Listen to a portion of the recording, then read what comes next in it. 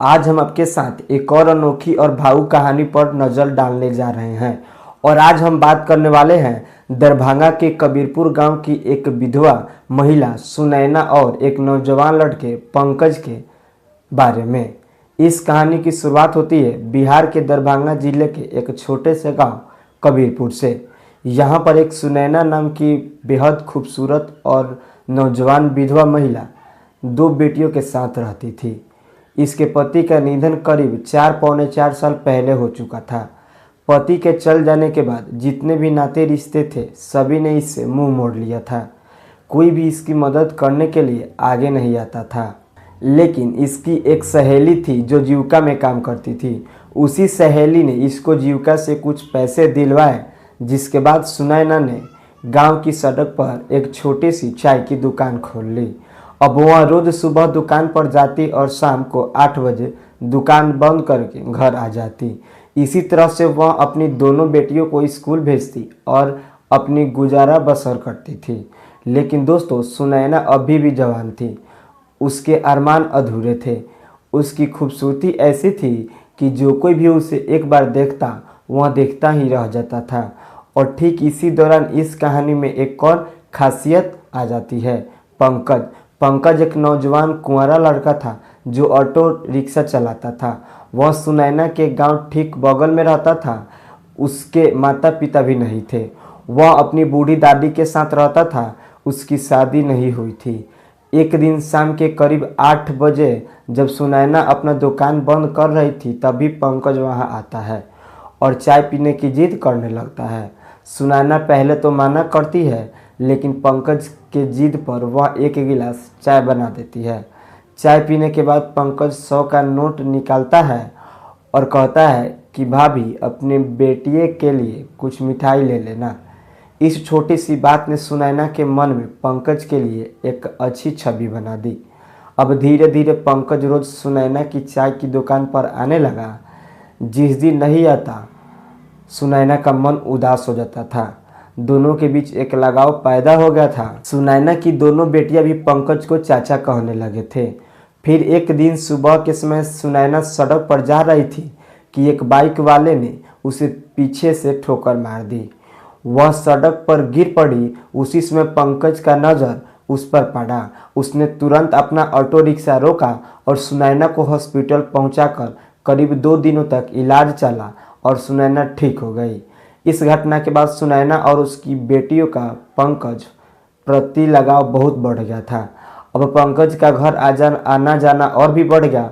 वह घंटों बैठकर बातें करता, सुनैना के काम में मदद करता और पैसों की ज़रूरत होती तो वो भी दे देता।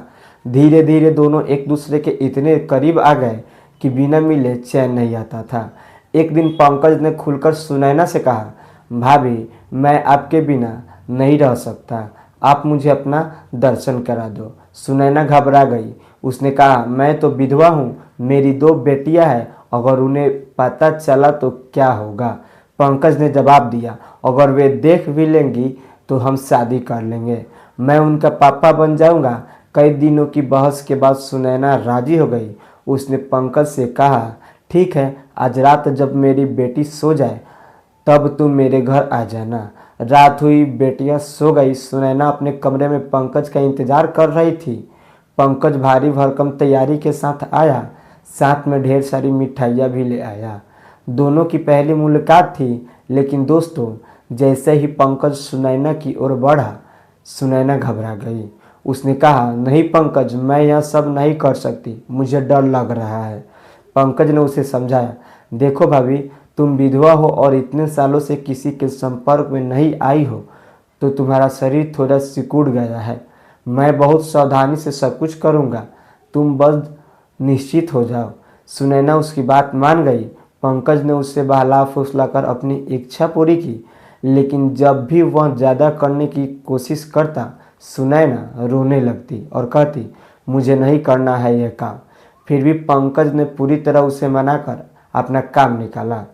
सुबह होने पर सुनैना ने साफ कह दिया, पंकज, आज के बाद मुझे मिलना मत। पंकज बहुत नाराज हो गया और वहां से चला गया। वह कई दिनों तक चाय की दुकान पर नहीं आया। सुनैना की बेटिया ने पूछा, मॉम पंकज चाचा क्यों नहीं आ रहे? सुनैना कुछ बता नहीं पाई। उसका मन बहुत बेचैन हो रहा था। आखिरकार वह खुद पंकज के घर गई, लेकिन वह घर पर नहीं था, केवल उसकी बूढ़ी दादी थी। दादी ने बताया कि पंकज बाहर गया हुआ है। कुछ दिनों बाद एक और संकट आ गया।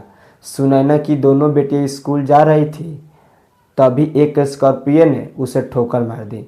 दोनों गंभीर रूप से घायल हो गई। सुनैना को जब यह बात की खबर मिली तो वह टूट गई। वह रोते हुए हॉस्पिटल पहुंची। डॉक्टर ने बताया कि दोनों बेटियां ठीक है, कुछ दिनों में अस्पताल से छुट्टी मिल जाएगी। इसके बाद सुनैना सीधे पंकज के घर पहुंची। इस बार पंकज घर पर मिला। सुनैना ने उसे सारी बात बताई।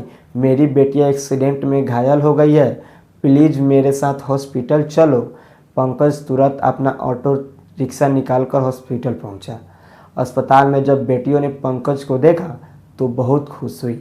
हॉस्पिटल के बाहर सुनैना ने पंकज का हाथ पकड़ा और गले लगाकर रोने लगी। पंकज को बोला, पंकज तुमने मेरा सहारा बनकर मुझे जीना सिखाया। मेरे पति के जाने के बाद मैं अकेली थी, लेकिन तुम आए और मेरी ज़िंदगी बदल दी। लेकिन पंकज अभी भी रूठा हुआ था। तब सुनैना ने उसे कहा, ठीक है पंकज, जैसा तुम चाहोगे मैं वैसा ही करूँगी, अब मैं माना नहीं करूँगी। यह सुनकर पंकज खुश हो गया और उसने सुनैना को माफ़ कर दिया।